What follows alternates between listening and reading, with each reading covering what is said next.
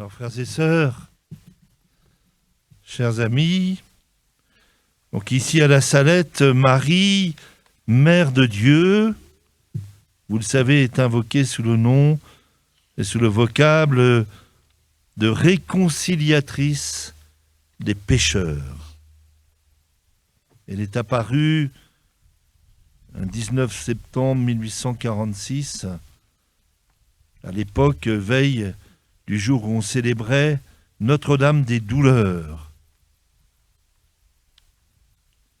Elle est venue pour nous inviter et inviter le monde à la conversion. Et je vous rappelle que la volonté de Dieu, c'est qu'aucun ne se perde et que tout homme soit sauvé. Que Jésus est le bon berger qui part à la recherche de la brebis perdue. Lors de l'apparition, Marie pleure. Elle tient sa tête entre ses mains et pleure. Je vous rappelle que Jésus, lui aussi, a pleuré dans l'Évangile, au moins à 2 reprises. Lorsqu'il voit et il apprend la mort de son ami Lazare et qu'il voit la détresse de Marthe et Marie, ses sœurs, et ceux qui l'accompagnent, il pleure. Et l'évangile de saint Jean dit, voyez comme il l'aimait. Ces larmes révèlent son amour et son bouleversement devant la détresse de ses amis. Il nous est aussi rapporté que Jésus pleure sur la ville de Jérusalem en disant « Combien de fois j'ai voulu te rassembler comme une poule rassemble ses poussins et vous n'avez pas voulu. » C'est des larmes face au refus de se laisser rejoindre par Dieu. La Vierge Marie est d'une certaine manière venue nous rappeler ce qui se passe dans la passion et la mort, la résurrection du Seigneur, ce qui se passe dans le mystère pascal, ce qui se passe sur la croix, à l'extrême de l'amour. D'ailleurs, elle présente aux enfants, si j'ai bien compris, à un moment donné, un crucifix, une croix. Alors que se passe-t-il sur la croix? C'est pour nous qu'il est entré dans la souffrance, c'est pour nous qu'il donne sa vie sur la croix, qu'il entre dans la mort par amour pour nous, pour chacun de nous, pour chaque homme et pour l'humanité tout entière. Il n'y a pas de plus grand amour que de donner sa vie pour ses amis. Dans le livre d'Isaïe, on nous décrit le serviteur souffrant, méprisé, abandonné des hommes, homme de douleur, familier de la souffrance. Nous l'avons méprisé, compté pour rien. En fait, c'était nos souffrances qu'il portait, nos douleurs dont il était chargé, qu'il portait, et nous pensions qu'il était frappé par Dieu, humilié, car c'est à cause de nos révoltes qu'il a été transpercé, à cause de nos fautes qu'il a été broyé. Le châtiment qui nous donne la paix a pesé sur lui. Par ses blessures, nous sommes guéris. Je ne sais pas où vous en êtes. Mais nous n'avons pas encore pris toute la mesure de ce qui se passe sur la croix, dans le mystère pascal et dans la passion. Jésus prend sur lui toutes les détresses humaines. Il prend sur lui la souffrance de l'humanité. Il rejoint toutes les solitudes, toutes les angoisses. celle de chacun d'entre nous. Jésus prend sur lui aussi tout ce qui nous sépare de Dieu, tous nos péchés, tous les péchés, toutes les trahisons, celles dont nous souffrons, mais celles dont nous avons parfois nous-mêmes fait souffrir les autres. Il prend sur lui tous les crimes, les horreurs commises par toute l'humanité. Dans la passion, la passion du Christ, la souffrance humaine atteint son sommet et en même temps, l'amour atteint son sommet. Il se passe alors un bouleversement total. La souffrance est liée à l'amour qui tire le bien du mal et le péché devient le lieu du pardon. Il porte sur lui la souffrance pour répondre à la nôtre. Il a pris sur lui nos péchés pour que le pardon soit accordé à celui qui se reconnaît pécheur. Il me semble que c'est cela que la Vierge est venue nous rappeler ici. Elle nous invite aussi à la conversion.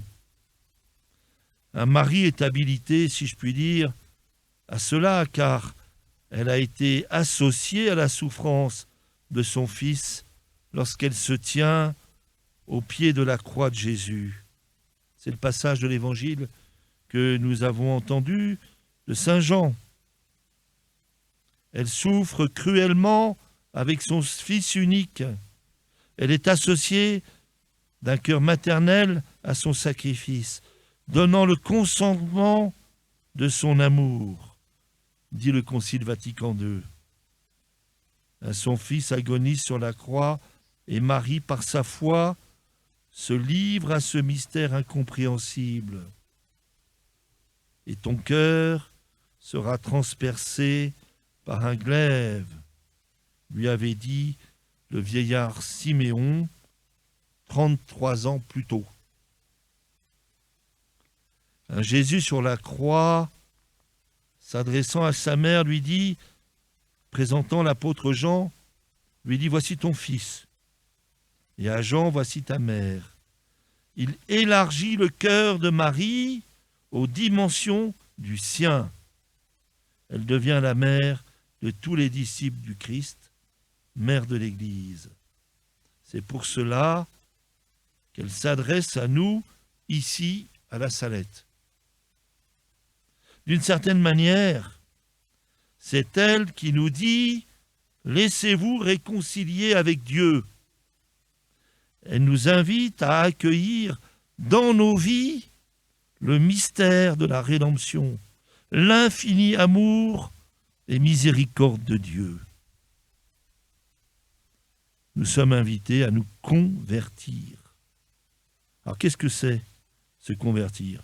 C'est une question que je me pose depuis des années. Qu'est-ce que c'est que se convertir? C'est laisser le Seigneur entrer dans nos vies, nous laisser aimer par lui.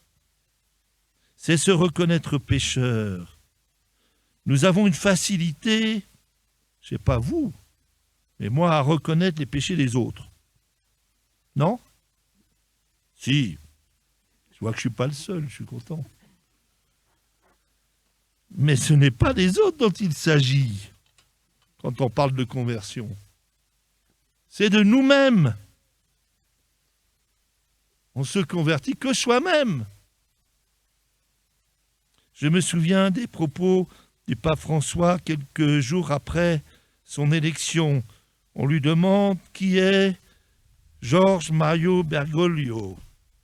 Il répond, c'était rapporté dans la presse, ce que je suis, je ne sais pas quelle est la définition la plus juste. Je suis un pécheur. Ce n'est pas une manière de parler, un genre littéraire. Je suis un pécheur. Mais la meilleure synthèse, celle qui est la plus intérieure et que je ressens comme étant la plus vraie, c'est bien celle-ci. Je suis un pécheur sur lequel le Seigneur a posé son regard. La conversion, c'est se laisser regarder en vérité par Dieu. La grâce d'une vie, c'est de se reconnaître pécheur. Le drame de notre époque, c'est l'incapacité à se reconnaître pécheur. Au fond, ce n'est pas un problème d'être pécheur. Ce qui est un problème, c'est de penser qu'on n'a pas de péché et qu'on n'a pas de responsabilité de notre part. Il nous faut demander par l'intercession de la Vierge Marie la grâce du repentir. Alors je sais que c'est un mot qui n'est plus à la mode, mais pourtant, cette douleur de l'âme est salutaire. Je me souviens, je ne sais pas, ici, chez moi, il y a de plus en plus de catéchumènes, on ne sait plus où les mettre. Ça explose de partout. Mais oui, et il va y en avoir de plus en plus. Hein. Préparez-vous. Alors laissez la place. C'est pas gagné. Dieu nous envoie des nouveaux frères et sœurs. Qu'en faisons-nous? En tout cas, je me souviens, au moment de l'appel décisif, il y avait, comme partout, des témoignages. Et le premier monsieur qui témoigne, c'est un grand monsieur, il se lève avec des tatouages partout, et il a commencé comme ça. Il dit, moi, j'ai fait le mal. J'ai fait du mal à des gens. Je me suis fait du mal. Et je me suis repenti. Alors j'avais un prêtre du diocèse à côté de moi, je lui ai dit, tu vois, il ose employer des mots que nous, on n'ose pas employer. Se convertir, c'est se laisser éclairer par la parole de Dieu sur ce qui doit changer dans nos manières de penser, de regarder le monde et les autres. Nous avons tous besoin, quelles que soient nos qualités par ailleurs, de changer sur tel ou tel point de notre vie. Alors demandons au Seigneur de nous protéger de l'orgueil qui rend aveugle, de nous libérer de l'enfermement dans nos mauvaises habitudes et parfois de nos certitudes qui nous enferment dans nos peurs. Se convertir, c'est recevoir parfois, c'est revoir nos relations avec les autres. Vous savez bien combien de disputes, de jalousie, de suspicions, les paroles et les jugements inutiles et faux entre nous, même dans les communautés chrétiennes, dans nos familles. Ça peut être très destructeur. Que chacun de vous ne soit pas préoccupé par ses propres intérêts. Pensez aussi à ceux des autres, dit saint Paul. Marie, ici à la Salette, reproche de ne pas respecter le dimanche, le jour du Seigneur. Alors cela peut paraître un détail. En réalité, je pense que cela nous interroge au fond sur la manière d'occuper notre temps, de savoir ce qui est premier pour nous, notre travail, notre argent, nos loisirs. Dans mon diocèse, j'étais dans une paroisse un dimanche, le père m'a dit « Ah, il fait beau aujourd'hui ». Je dis « Bah oui, alors ?» « Bah il y aura moins de monde ». Je dis « Ah bon, pourquoi ?»« Bah ils sont tous au ski ». Je dis « Alors quand il y a du soleil, il n'y a pas la messe alors ». Si être chrétien ne modifie pas nos emplois du temps, notre rapport à l'argent, aux loisirs, c'est que l'Évangile n'est pas entré vraiment dans nos vies. Si les chrétiens, excusez-moi, hein, mais quand je suis fatigué, je me lâche. Si les chrétiens vivent comme des païens, il y a un problème. Être chrétien, c'est vivre autrement. Ultimement, se convertir, c'est entrer dans la confiance, se réconcilier avec Dieu et avec nos frères et sœurs, c'est lui faire confiance. Confiance absolue dans sa miséricorde. Il n'y a aucune limite à la miséricorde de Dieu, sauf celle que nous mettons. J'ai en mémoire un propos de Saint Claude la Colombière, que j'aime bien, qui dit ceci: plus nous sommes misérables, et plus Dieu est honoré de la confiance que nous avons en lui. Ou encore dans une lettre à une religieuse, j'ai vu qu'il y avait beaucoup de religieuses, qui était en pleine crise, et qui lui écrit, il répond: je ne sais ce que vous voulez dire avec votre désespoir. On dirait que vous n'avez jamais entendu parler de Dieu ni de sa miséricorde divine. Vous devez vous souvenir que tout le mal que vous avez fait n'est rien en comparaison de celui que vous faites en manquant de confiance. Mais la confiance suppose l'humilité. Le seul obstacle à l'accueil de l'amour de Dieu, c'est l'orgueil. La seule porte d'entrée, c'est l'humilité. En réalité, la question que nous pose la Salette, c'est de savoir sur qui, sur quoi nous construisons notre vie. Sur le Seigneur ou sur nous-mêmes. Permettez-moi une dernière invitation, ça va ? Nous sommes invités à nous réconcilier avec Dieu, avec les autres, avec la création elle-même, avec nous-mêmes. Nous allons dans quelques semaines entrer dans l'année jubilaire que le pape a souhaité mettre sous le signe de l'espérance, vous le savez. Le lieu premier où nous sommes réconciliés avec Dieu, dit le pape, et entrons dans l'espérance, c'est le sacrement de réconciliation. Je vous cite le pape François. Je ne sais pas où vous en êtes sur la question.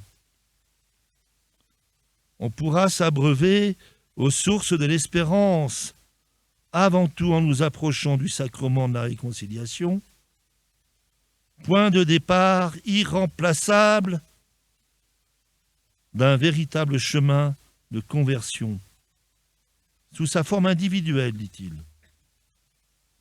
Où en êtes-vous, si je puis me permettre, de cette question? Alors confions-nous encore à Marie, Mère de Dieu, Mère de l'Église, Mère de l'Espérance. Et ainsi, nous serons témoins de l'espérance pour l'humanité. Vous savez, c'est notre vocation. Hein. C'est le pape Saint Paul VI qui disait « Les chrétiens viennent dans le monde à partir de l'avenir. »